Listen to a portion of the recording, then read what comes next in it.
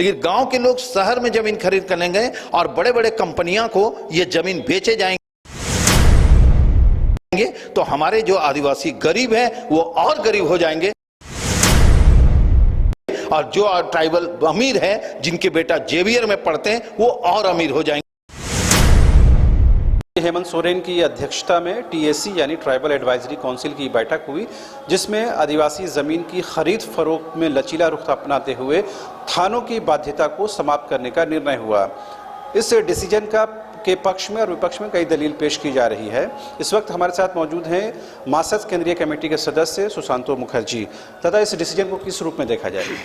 देखिए, ये अगर डिसीजन आ रही है तो ये गलत है, इस पर कुछ लिमिट करने की ज़रूरत है। ये अगर इस तरह से हो जाए कि बाध्यता ख़त्म करके जिनके पास, क्योंकि ट्राइबल में भी एक पूंजीवाद है, पूंजी है एक के पास और एक कुदाल चलाते हैं, दोनों में अंतर है। जिनके पास पैसा है, जो मजदूरी करते हैं, उनके सारे ज़मीन खरीद लिए जाएंगे। इसके लिए हमें याद है लुइस मरांडी का अध्यक्षता में 2014 में एक कमेटी बनी थी। उस कमेटी ने निर्णय लिया था किसी को भी अगर थाना से बाध्यता खत्म करके करना है तो वो अगर दूसरे थाने के हैं और इस थाना में आके लेना चाहते हैं तो उसका वंशज को 21 डिसमिल मात्र लेंगे। हमें लगता है कि उसी को सरकार को देख के हमें लगता है सरकार उसी पर बनाए होंगे और बनाने की जरूरत है। अगर उसी पर मान लिया जाए तो ये चल सकता है, लेकिन ये ना कर दे, ओपन कर दे, तब क्या होगा कि शहर के लोग जाके गांव में जमीन खरीदने लगेंगे।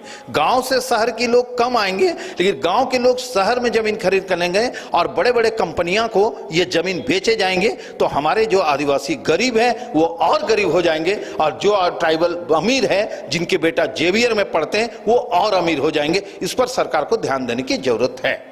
तो क्या लगता है, इसको अगर चुनावी राजनीति से भी जोड़कर देख सकते हैं या राजनीति से प्रेरित होकर देख सकते हैं? चूंकि अनकरीब इलेक्शन आने वाला है, चूंकि 4 साल में सरकार ने इस तरह कोई डिसीजन नहीं लिया, अचानक से ये डिसीजन का कोई टाइमिंग को इंपॉर्टेंस है? नहीं, टाइमिंग को नहीं, कुर्सी को इंपॉर्टेंट। देखिए, दोनों पार्टियां समझ रही हैं, चाहे भाजपा हो, चाहे एनडीए हो, चाहे यूपीए है, दोनों समझ रही हैं कि एक सर समझ रहे कि हम जाते जाते कुछ कर ले, कर दे नहीं, कर ले, और वो भी सोच रहे जो हो जा रहा है उनका हम शाबाशी दे दे तो मेरे लिए भी कुछ हो जाए। तो ये दोनों पार्टियां करने खोज रही हैं। हमें लगता है कि जनता इसकी जवाब निश्चित तौर पर 2024 की जो चुनाव है, विधानसभा हो, लोकसभा हो, गांव के अंदर ये फैल रहे हैं। आज भी हम लोग 24 में भी मुरू में बैठक रखे, इस बात का तो निश्चित होगा बातें कि काहे हम लोग को थाना अंतर्गत बाध्यता खत्म करने की कोशिश कर रहे हैं। हम तो नहीं कर रहे, जनता से पूछिए। अगर जनता चाह रही है कि खत्म करें, जिनकी जमीन है वो चाह रही है कि अगर खत्म हो, ये एक 12 जन की कमेटी बैठ के, कैबिनेट में कमेटी बैठे, टीएसी के मेंबर ने इसको कह दिया, ये गलत है। जनता से पूछिए, जिनकी जमीन है, आदिवासी मूलवासी मुंडाओं की जो जमीन है, संथाली की जमीन है, उस जमीन में वो चाह रहे कि नहीं। अगर वो ना चाहे, हमें लगता है कि सरकार का यह विरोध होगा और 24 में सरकार, इस सरकार और उस सरकार दोनों को भी नजर आएगी। सरकार के अंदर से इसके खिलाफ आवाज उठती रही है। जो पार्टी के वरिष्ठ नेता हैं लोबिन हेम्ब्रम सीएनटी और पेसा के इंप्लीमेंटेशन को लेकर आवाज उठाते रहे, तो ये लग रहा है कि ये मामला अब राजनीतिक तौर पर भी चुनौती सामने खड़ा कर सकता है जेएमएम के लिए।